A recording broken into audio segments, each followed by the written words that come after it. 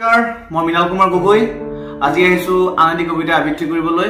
এই কবিতাটিৰ শিৰোনাম হৈছে অভিমান আৰু লিখিছে মোৰ বন্ধু ৰাজীৱ চক্ৰৱৰ্তী আৰু মই। আহক আৰম্ভ কৰোঁ কবিতাটো।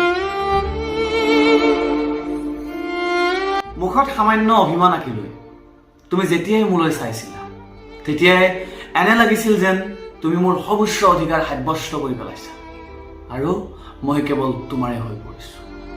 কিন্তু প্ৰান্তত জানিব পাৰিলোঁ যে তুমি যে প্ৰেমৰ ৰণাংগনৰ এগৰাকী ভীষণ খেলুৱৈ। মনত পৰেনে তোমাৰ? তুমি জানো নাছিলা সেই প্ৰেমিকাজনী, যিজনী প্ৰেমিকাই মোৰ নামৰে শিৰত সেন্দুৰ ল'ম বুলি মোৰ বুকুতে মূৰটো বুজি কথা দিছিল। আজি তোমাৰ শুভ বিবাহ আয়োজন কৰিছে, যোনখন বিবাহত মোক নেকি নিমন্ত্ৰণ জনাইছে। বিবাহলৈ আহিবা, বিয়ালৈ আহিবা, একাযোগী আশীৰ্বাদ দিব।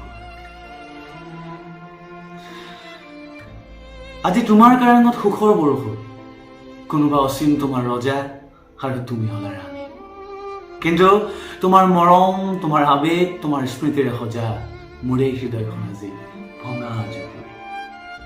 তথাপি সদায় থাকিম হাঁহি হাঁহি তোমাৰ সুখৰ কিৰিলিবোৰ শুনি। নমস্কাৰ, এয়াই আছিল আজিৰ নিবেদন অভিমান।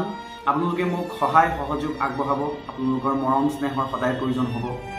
যিহেতু আপোনালোকে যথেষ্টখিনি মৰম স্নেহ আগবঢ়াইছে আৰু আপোনালোকে যদি ভিডিঅ'টো ভাল পাইছে তেনেহ'লে আপোনালোকৰ মাজত বিলাই দিয়ক আৰু তেখেতকো যদি আপুনি যোনটো ভাল পাইছে তেখেতলোককো সেই ভাল পোৱাটো দি দিয়ক। আৰু মৃণাল কুমাৰ গগৈ, মৃণাল কেয়াৰ গগৈ মোৰ ইউটিউব চেনেল, আৰু আপোনালোকে চাব বুলি আশা ৰাখিলোঁ। ধন্যবাদ।